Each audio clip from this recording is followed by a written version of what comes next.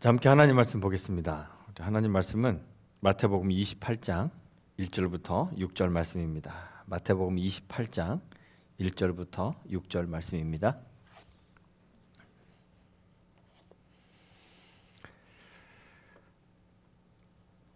우리 한 절씩 교독하겠습니다. 마태복음 28장 1절부터 6절입니다.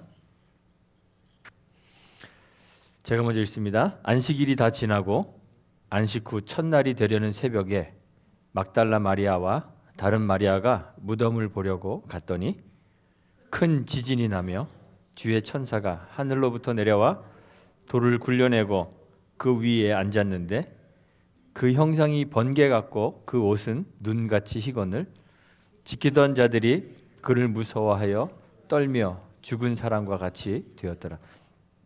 천사가 여자들에게 말하여 이르되 너희는 무서워하지 말라. 십자가에 못 박히신 예수를 너희가 찾는 줄을 내가 아노라. 여기 계시지 않고 그가 말씀하시던 대로 살아나셨느니라. 와서 그가 누우셨던 곳을 보라. 아멘.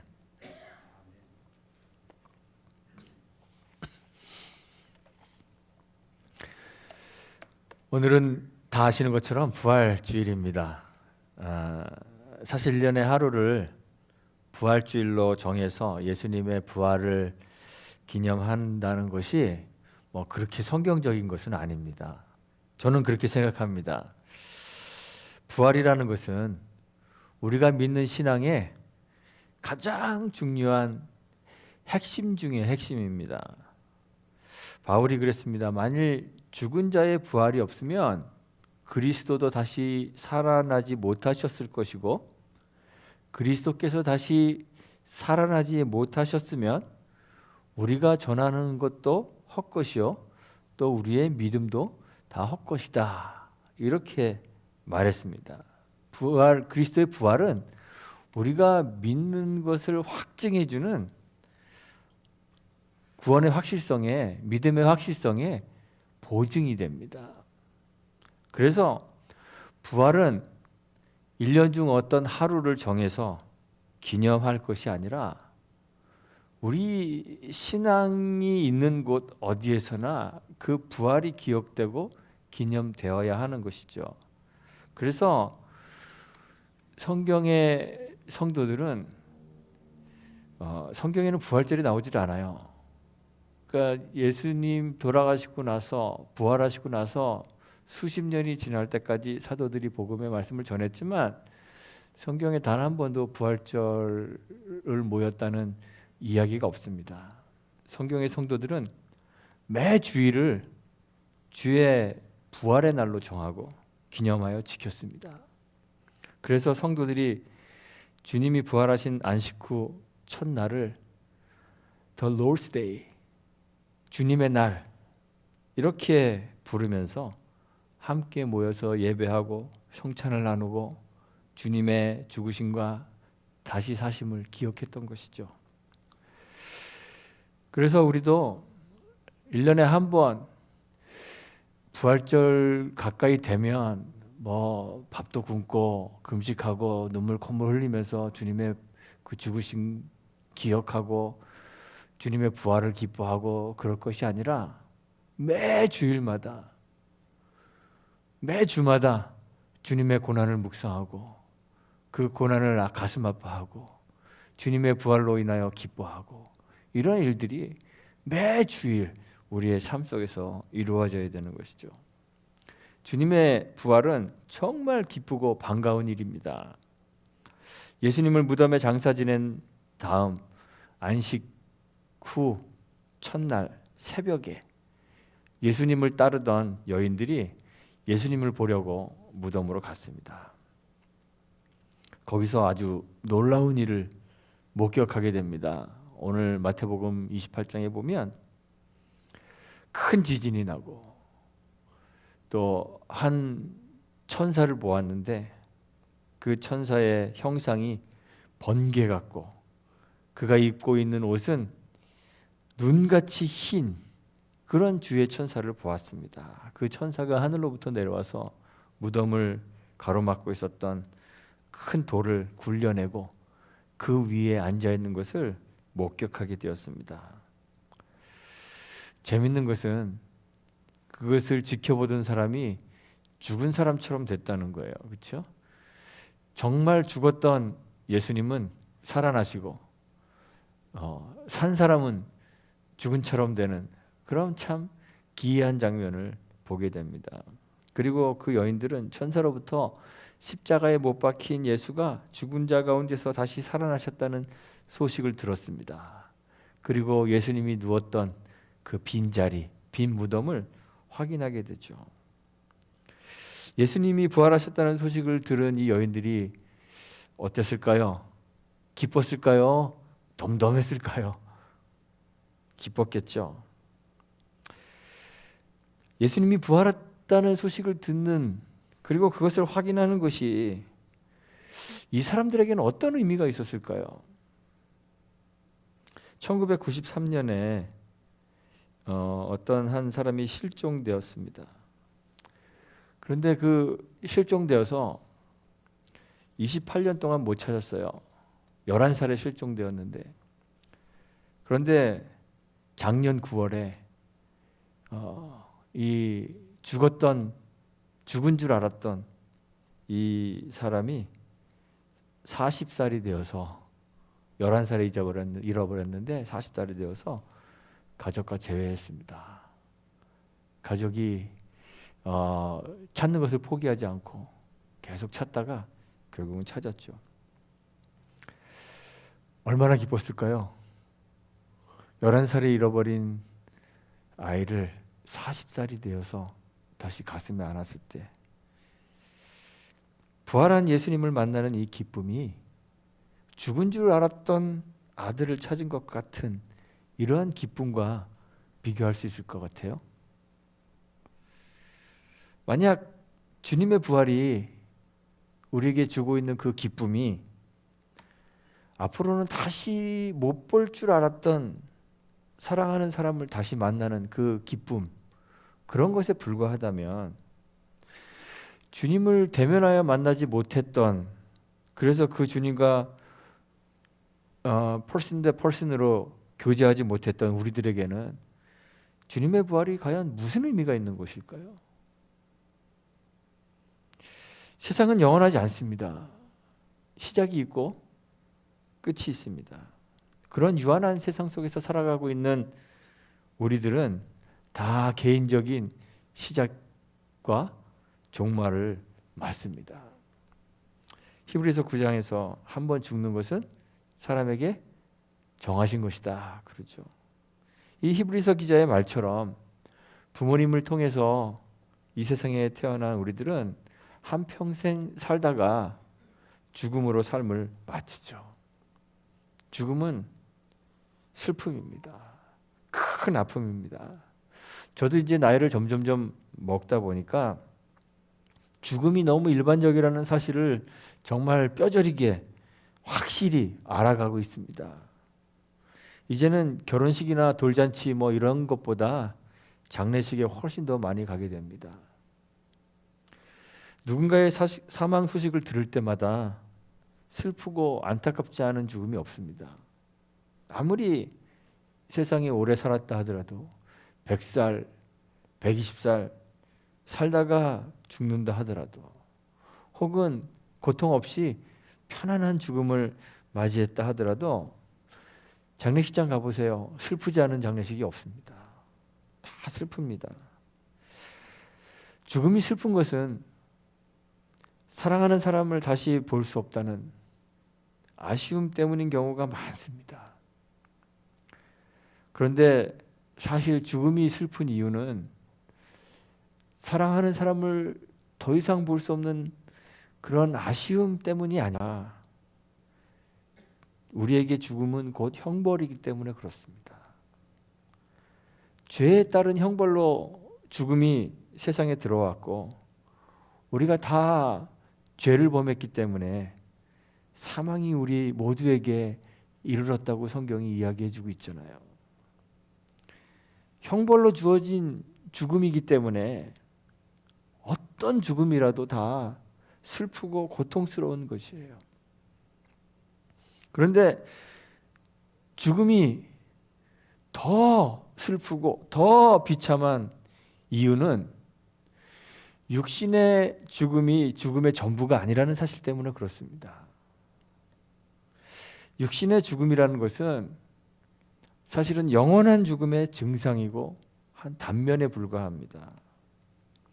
생명의 근원이신 하나님, 홀로 영원부터 영원까지 존재하시는 하나님, 영원이신 그 하나님으로부터 분리되는 더 비참하고 무서운 진짜 죽음이 있습니다. 그 죽음을 우리가 영원한 죽음이라고 불러요. 그 영원한 죽음에 우리 모두가 처해 있다는 사실을 육신의 죽음을 맞이할 때마다 상기하고 확인하는 것이죠. 그런데 불행인지 다행인지 우리는 영원을 살아본 기억이 없습니다. 영원에 대한 경험적 지식이 전혀 없기 때문에 영원이 무엇인지 영원의 깊이를 잘 알지 못해요. 그래서 만약 우리가 그 영원의 깊이를 알았다면 이 영원한 죽음에 대한 두려움에 우리가 살지 못했을 텐데 참 영원한 죽음에 대한 두려움 없이 잘 살아가고 있습니다. 저는 대학을 졸업하고 군대에 입대했습니다. 보통 다들 1, 2학년 마치고 대학 1, 2학년 마치고 군대 가는데 저는 군대 가기가 너무 싫어서 미루다 보니까 덜컥 대학을 졸업하게 되었습니다. 사실 군대 가고 싶어하는 사람이 얼마나 되겠어요. 우리 아들도요. 한국 군대 보낸다 그러면 쫄아갖고 말 잘 듣고 그랬었습니다. 지독히 군대 가고 싶지 않았기 때문에 어떤 사람은 무리하게 자기 몸무게 막 줄이는 사람도 있고요.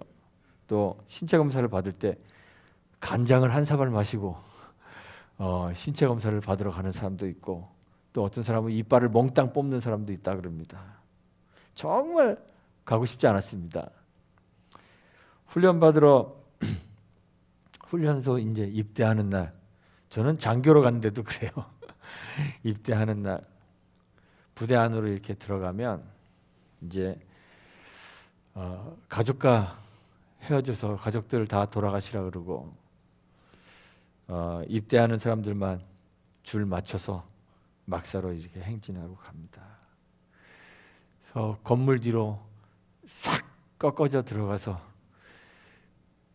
친지들 더 이상 보이지 않게 되면 그때부터 앉아 일어나 뭐 자러 굴러 우러 굴러 시작되게 되죠.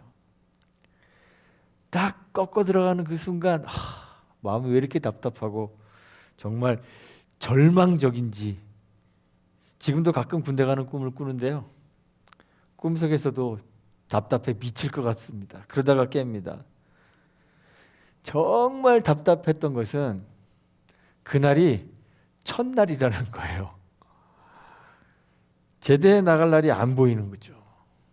끝을 알 수 없는 것 같은 그런 느낌 때문에 정말 절망적이었습니다.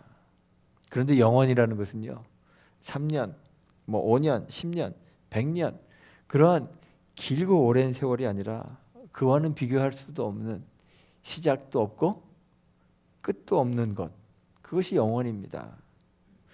우리는 영원을 경험해 보지 못해서 사실 영원이 무엇인지 잘 이해할 수 없지만 그 영원을 절망하며 사는 것이 죽음입니다.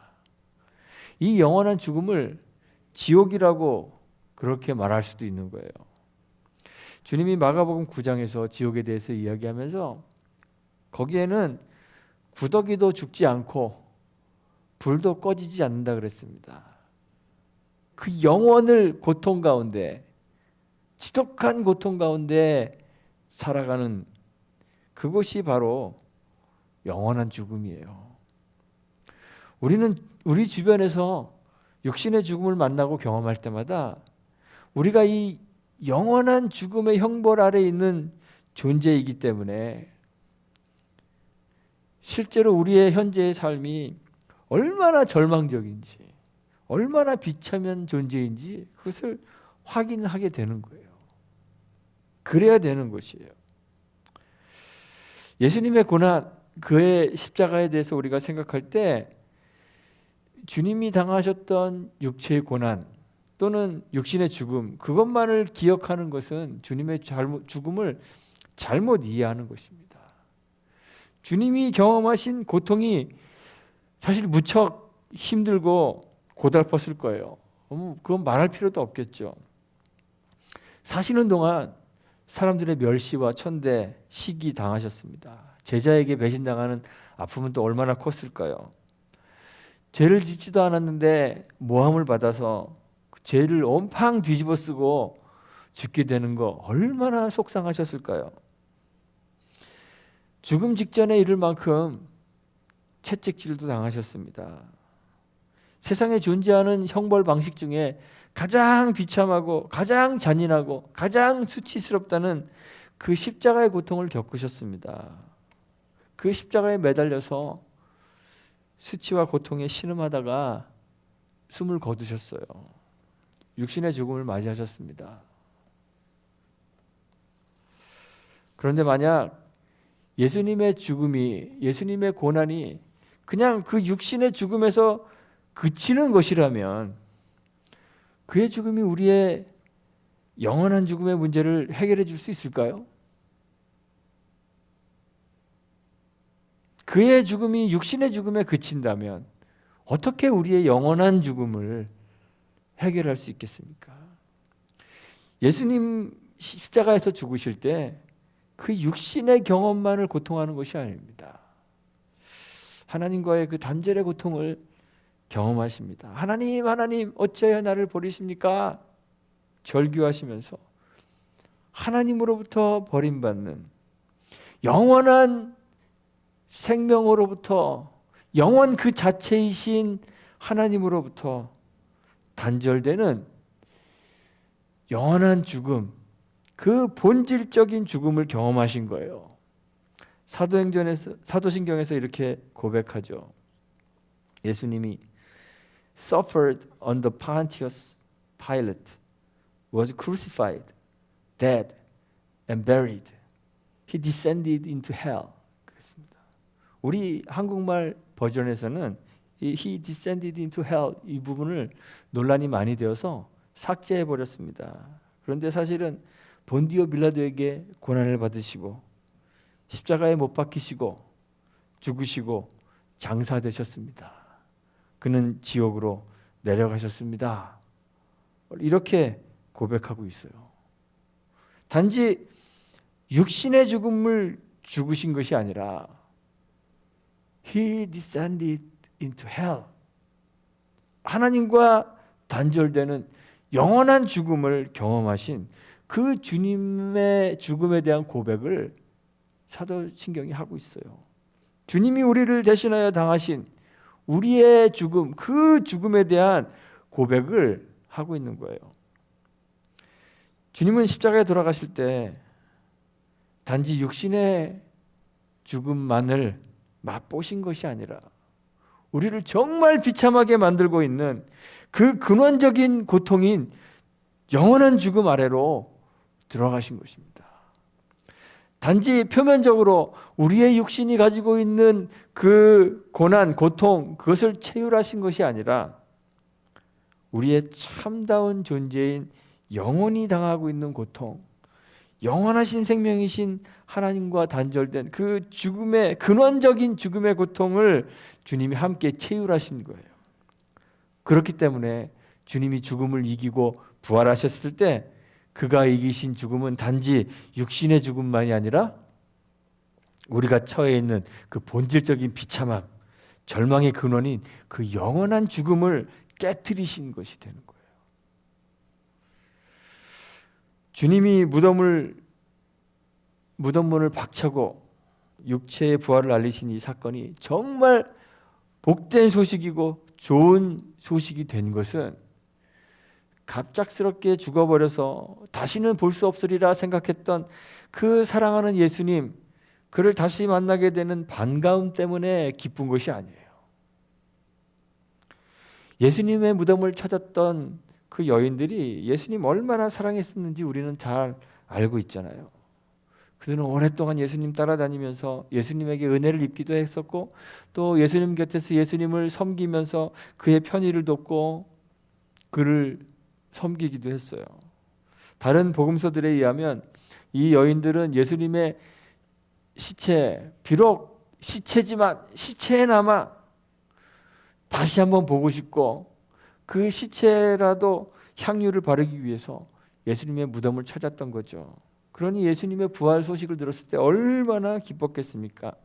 오늘 우리가 읽은 성경 8절에 보면 그 여자들이 무서움과 큰 기쁨으로 그랬습니다. 큰 기쁨을 가지고 빨리 무덤을 떠나 제자들에게 알리려고 막 달려갔다. 이렇게 마태가 기록하고 있습니다. 예수님의 제자들 베드로와 요한도 예수님의 무덤이 비었다는 소식을 듣고 무덤을 향하여 막 달려갔습니다. 그곳에서 비어있는 무덤을 확인했습니다. 얼마나 기뻤겠습니까?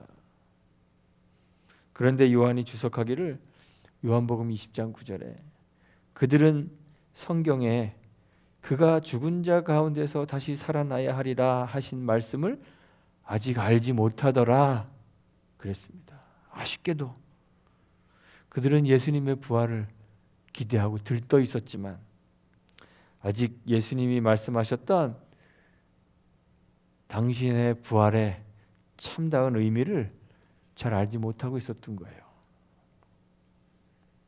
죽었던 예수님 살아나신 것, 다시 만나게 되는 것 정말 기쁜 일입니다.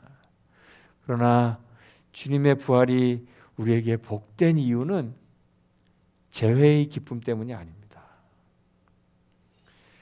예수님의 부활이 우리를 정말 비참하게 만들고 있는 그 영원한 죽음을 깨뜨리셨기 때문입니다.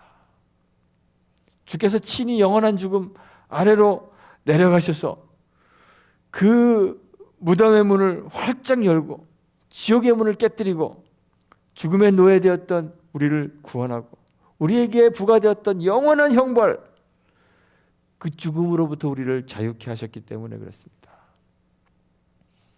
제가 장례식 집례를 하게 되면 늘 그런 설교합니다. 사랑하는 이를 잃은 슬픔이 크겠지만 우리는 천국에서 다시 만나게 될 것입니다. 이렇게 설교하죠. 그런데 사실 천국 가셔서 즐거운 이유는 사랑하는 이를 다시 만나는 재회의 기쁨에 있지 않습니다. 우리가 천국에 가게 되면 거기는 시집가고 장가가는 것도 없기 때문에 우리의 관계도 다 변해요. 그때도 지금의 아내가 나의 아내고 지금의 남편이 내 남편이고 지금의 아들이 내 아들이고 엄마가 내 엄마고 그런 것이 아니라고 주님이 말씀하셨습니다.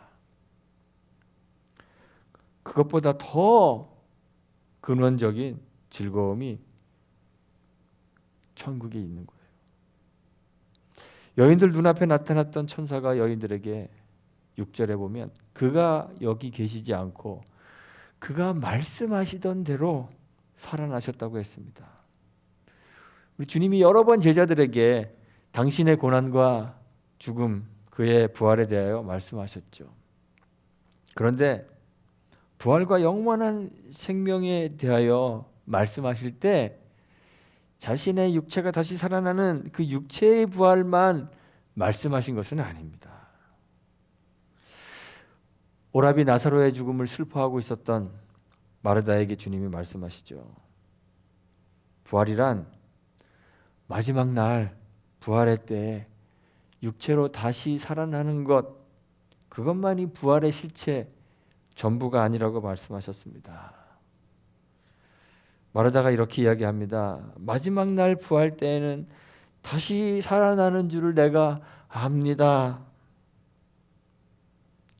그렇게 말하는 마르다에게 예수님이 마르다야, 내가 부활이고 생명이다 말씀하시면서 요한복음 11장 25절에 나를 믿는 자는 죽어도 살겠지만 살아서 나를 믿는 자는 영원히 죽지 않는다. 내가 이것을 믿느냐? 이렇게 물으셨습니다. 육체로 부활하는 것 당연한 일이지만 그와 함께 살아서 주를 믿는 자들이 경험하는 영원한 생명에 대해서 주님이 말씀하신 거예요. 영원히 죽지 않는, 영원한 죽음의 결박을 깨트리는 그 주님 안에 있는 생명을 주님이 선포하고 계시는 거예요. 사람들은 자신들이 얼마나 비참한 지경에 처해 있는지 잘 알지를 못합니다. 예수님이 바리새인들에게 그러셨어요. 우리가 맹인이냐? 묻는 바리새인들에게 너희가 맹인 되었더라면 죄가 없으려니와 본다고 하니 너희 죄가 그대로 있느니라 그러셨습니다. 맹인인 것을 깨닫고 알고 있었다면 참 다행일 텐데 맹인이면서 맹인인 줄 모르고 살아가는 거예요. 스스로 보는 줄 알고 착각하며 자신이 맹인인 것을 전혀 눈치채지 못하고 있었던 바리새인들처럼 우리도 스스로 비참한 지경에 있으면서 우리가 얼마나 비참한 처지에 있는지 전혀 깨닫지 못한 채 스스로 괜찮은 사람인 줄 알면서 살아가는 거예요. 그러니까 주님의 구원이 우리를 영원한 죽음에서 생명으로 옮겨놓는 그 주님의 부활이 얼마나 복된 소식인지 잘 알지를 못하는 거예요. 그저 표면적이고 겉으로 드러나는 그 육체의 부활에 기뻐하고 그것이 기쁨인 줄 알고 살아가는 거죠. 우리는 육체의 죽음에 이르렀을 때 비로소 죽음의 세력 안에 놓여지는 것이 아닙니다. 그때 비로소 죽음과 맞닥뜨리는 것이 아니에요. 우리는 이미 영원한 죽음 가운데 있는 시체들입니다. 주님이 우리에게 구원을 베푸시는 것, 죽을 수밖에 없는 우리를 살리시는 것이 아니라 죄 가운데 영원히 죽은 우리들을 살리시는 거예요. 주님의 부활로 깨트리시는 그 죽음이 먼 훗날 우리 육신의 장막이 허물어질 때 맞닥뜨리게 될 그 죽음을 깨트리시는 것이 아니라 우리의 존재 자체가 영원히 처해 있는 그 죽음을 주님이 깨트리시는 거예요. 주님의 부활이 잠자는 자들의 첫 열매가 되셔서 주를 믿는 모든 사람들이 주님의 부활에 참여하게 되는 것은 마지막 날 부활의 때 우리의 육체로 다시 살아나 주님의 부활에 참여하는 것, 그것만을 이야기하는 것이 아니에요. 이미 영원히 죽어 있는 우리를 영원 안에서 다시 살리셔서 영원히 죽지 않는 영원한 생명을 얻게 하는 것, 그것이 바로 부활의 첫 열매가 되신 주님께서 우리에게 허락하시는 그 부활이에요. 그래서 주님의 부활이 우리에게 더할 수 없는 복된 소식이 되는 것입니다. 이 부활을 경험한 사람들이 부활의 기쁨을 가지고 부활 신앙으로 새로운 피조물로 오늘을 살 수 있는 거예요. 부활을 기다리고 소망할 뿐만 아니라 이미 경험한 그 부활을 참으로 기뻐할 수 있게 되는 거예요. 주님이 부활하셨습니다. 무덤을 막고 있었던 거대한 돌문을 굴려내고 사망의 결박을 끊고 다시 사셨습니다. 주님의 부활을 우리가 함께 기뻐하는 성도들이 되었으면 좋겠습니다. 그런데 왜 기뻐하는지도 모른 채 막연하게 그냥 덩달아 습관적으로 기쁘다 기쁘다 되뇌는 그러한 기쁨이 되지 말았으면 좋겠어요. 부활절이 되면 우리는 다 을에 기뻐해야 되는 줄 알고 그런 강요된 기쁨을 기뻐하잖아요. 그러한 기쁨을 가지는 것이 아니라 우리의 비참했던 영원한 죽음을 죽었던 우리를 확인하고 깨닫고 영원한 생명을 선물로 주시는 그 주님의 부활을 참으로 기뻐하는 우리들이 되기를 간절히 바랍니다. 부활이요 생명이신 예수를 믿음 안에서 죽어도 살겠고 또한 영원히 죽지 않는 그 부활의 신앙을 가지고 영원한 생명을 누리며 기쁨 가운데 살아가는 저와 여러분들이 되시기를 주님의 이름으로 축원하고 부탁드리겠습니다.